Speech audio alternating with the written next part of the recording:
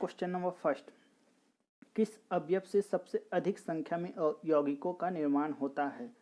4 option हैं, hydrogen, carbon, oxygen, nitrogen. इसमें से कौन सा ऑप्शन होगा? Option number B. कार्बन से क्या होते हैं? सबसे अधिक, मीन्स सबसे मतलब मैक्सिमम जिसको कहते हैं, सबसे अधिक यौगिकों का निर्माण कार्बन से होता है। हाइड्रोजन से नहीं होता है, ऑक्सीजन से होता है और नाइट्रोजन से भी होता है, लेकिन कार्बन के कंपेयर में मतलब तुलना में कम होता है। ऑक्सीजन से भी होगा, नाइट्रोजन से भी होगा, लेकिन क्या होगा? कम होगा। लेकिन हमको यहाँ क्या बताना? अधिक। इसके साथ साथ सिलिकॉन से भी होता है, सिलिकॉन से भी होता है। फिर इसका सल्फर से भी होता है, सल्फर। फिर जर्मेनियम से भी होता है। ये टोटल 6 से होते हैं। 6 में आपका सबसे जो मैक्सिमम होता है कार्बन, बाकी सब इससे कम होते हैं। ऑक्सीजन, नाइट्रोजन, सिलिकॉन, सल्फर या जर्मेनियम। नेक्स्ट क्वेश्चन है, टेफ्लॉन एक डैश है। टेफ्लॉन क्या है बताना है आपको कि कीटनाशक है, दवाई है, बहुलक है, रंजक है, क्या है? तो टेफ्लॉन एक बहुलक है, option number C. Next question है, दो प्लेन शीशे एक दूसरे पर 60 डिग्री कोण पर झुके हैं। यदि उनके बीच कोई वस्तु रखी जाए तो उसके प्रतिबिंब कितने बनेंगे? यहाँ आपको बताना है।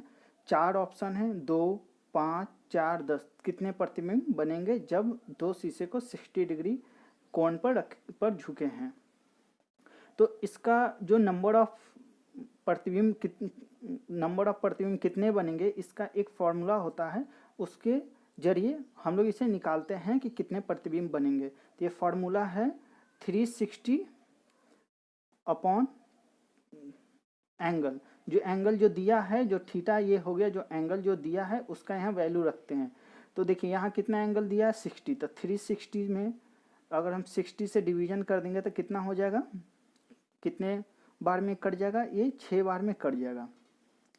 लेकिन यहाँ एक कंडीशन है, ये 6 क्या है? सम संख्या। ये क्या है? 6 एक सम संख्या है। जब सम संख्या आए कटने पे तो हम 1 घटा के आंसर लिखते हैं। तो 1 घटा देंगे तब 5, और ये 5 इसका क्या हो जाएगा? आंसर। ये हो गया ऑप्शन नंबर बी। अगर विषम संख्या आता है, अगर विषम आता है तो विषम में कोई माइनस नहीं करते हैं, विषम संख्या डायरेक्ट उसका आंसर हो जाता है। नेक्स्ट क्वेश्चन, एक हल्के पिंड ए तथा एक भारी पिंड बी की गतिज ऊर्जा समान हो तो बताना है। यहाँ 4 ऑप्शन है कि बी की अपेक्षा ए का संवेग अधिक है, ए की अपेक्षा बी का संवेग अधिक है, ए और बी का संवेग समान है, या इनमें से कोई नहीं।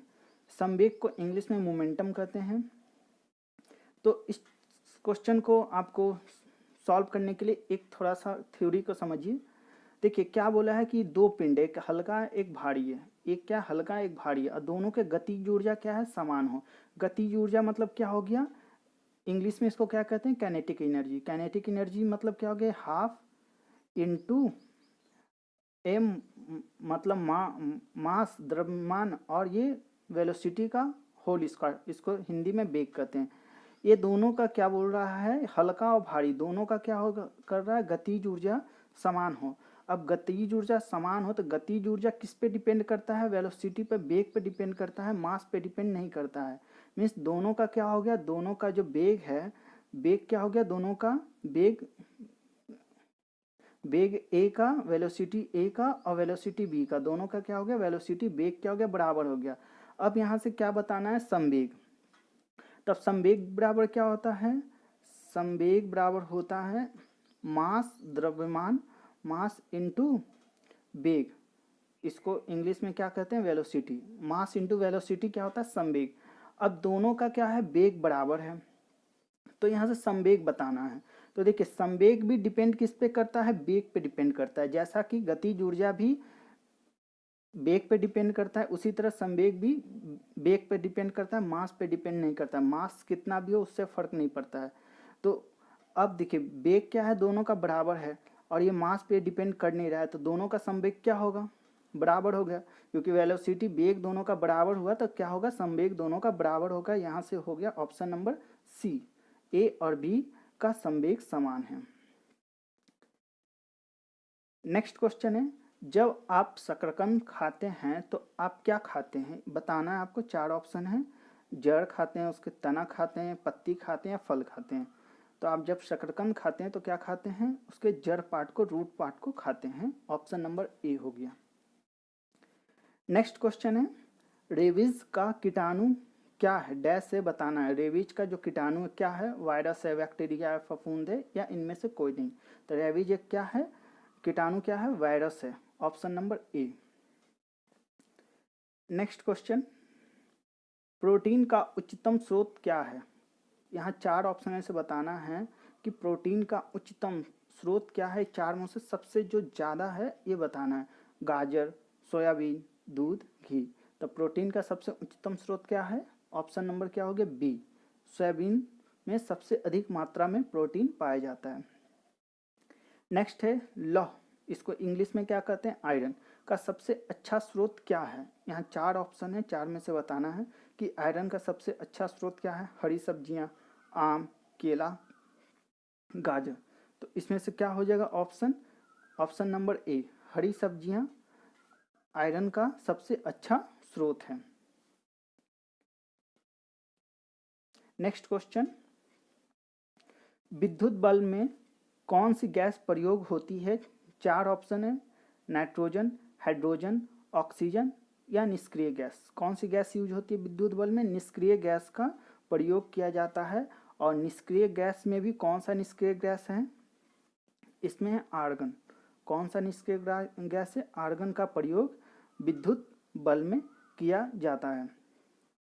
और विद्युत बल्ब का फिलामेंट किस एलिमेंट का होता है, वो टंगस्टन का होता है, टंगस्टन का होता है। जो उसका फिलामेंट होता है वो टंगस्टन का होता है, और उसमें जो गैस जो भरी जाती है निष्क्रिय गैस में ऑर्गन गैस भरी जाती है। नेक्स्ट क्वेश्चन, विटामिन डी का सबसे उत्तम स्रोत क्या है। 4 ऑप्शन में से एक बताना है कि विटामिन डी का सबसे उत्तम स्रोत क्या है। नींबू, दूध, अंगूर, गाजर। यहाँ से कौन सा ऑप्शन हो जाएगा, option number B, vitamin D का सबसे अच्छा स्रोत। ये 4 में से कौन सा हो गया, दूध हो गया, option number B. Next question, मानव शरीर में कितने गुणसूत्र पाए जाते हैं। यहाँ 4 ऑप्शन है, 4 में से आपको एक ऑप्शन बताना है। 20 जोड़े, 22 जोड़े, 23 जोड़े, 21 जोड़े। तो मानव शरीर में टोटल कितने गुणसूत्र, कितने जोड़े पाए जाते हैं, ये हो गया ऑप्शन नंबर सी, टोटल 23 जोड़े गुणसूत्र पाए जाते हैं। ये जोड़े में पूछा गया है तो 23 जोड़े, ऐसा अगर टोटल नंबर में पूछा जाएगा तो ये कितना हो जाएगा, 46 गुणसूत्र मानव के शरीर में पाए जाते हैं। अगला क्वेश्चन है, विटामिन ए की कमी से कौन सी बीमारी होती है। 4 ऑप्शन है, 4 में से एक ऑप्शन बताना है। स्कर्वी, रतौंधी, रक्तचाप, डायबिटीज। तो विटामिन ए की कमी से कौन सी बीमारी होती है, ऑप्शन नंबर बी, रतौंधी। किस विटामिन की कमी से होती है, विटामिन ए की कमी से होती है। नेक्स्ट क्वेश्चन, जब आप अदरक खाते हैं तो उसका आप कौन सा भाग खाते हैं। ये 4 ऑप्शन में से बताना है। आप जड़ खाते हैं, तना खाते हैं, पत्ता या फल, कौन सा उसका पार्ट खाते हैं। तो यहाँ से ऑप्शन निकल के आ गया है कौन सा, बी, तना। जब आप अदरक खाते हैं तो उसका क्या, कौन सा भाग खाते हैं, तना। इसके साथ साथ आलू का भी, पोटैटो का भी आप क्या खाते हैं, तना खाते हैं। इसको इंग्लिश में क्या कहते हैं, स्टेम।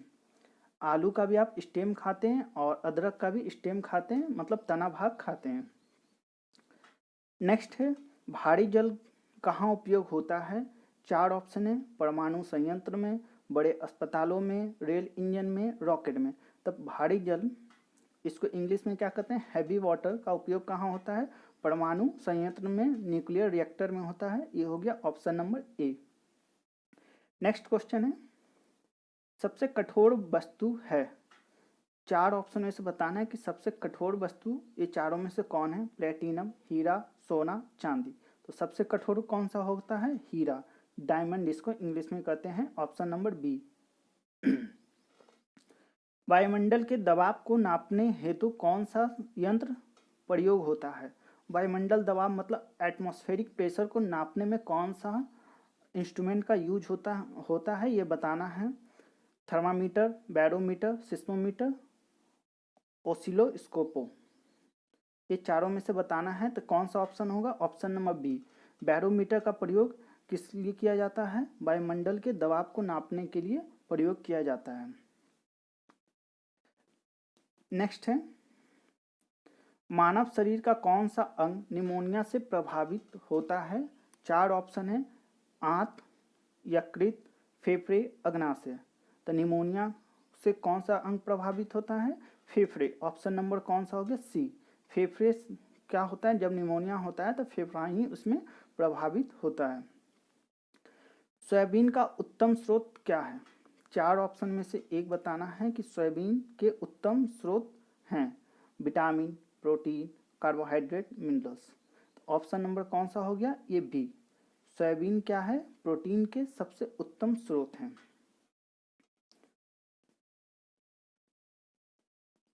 नेक्स्ट क्वेश्चन, कीट या कीड़ों के अध्ययन को क्या कहते हैं? ये चार ऑप्शन है, एंटोलॉजी, एंथ्रोपोलॉजी, ओंटोलॉजी, एंटोलॉजी। ये चार में से एक को बताना है कि कीट के अध्ययन को या कीड़ों के अध्ययन को क्या कहते हैं? तो क्या कहते हैं? ऑप्शन नंबर कौन सा हो गया? डी, एंटोलॉजी उसे कहते हैं। नेक्स्ट क्वेश्चन, कुनैन किस पौधे से प्राप्त की जाती है? चार ऑप्शन हैं, चार में से आपको बताना है। Cinchona, cocoa, mulberry, eucalyptus. तो कुनैन किस पौधे से प्राप्त की जाती है? सिनकोना के पौधे से कुनैन की प्राप्ति की जा सकती है।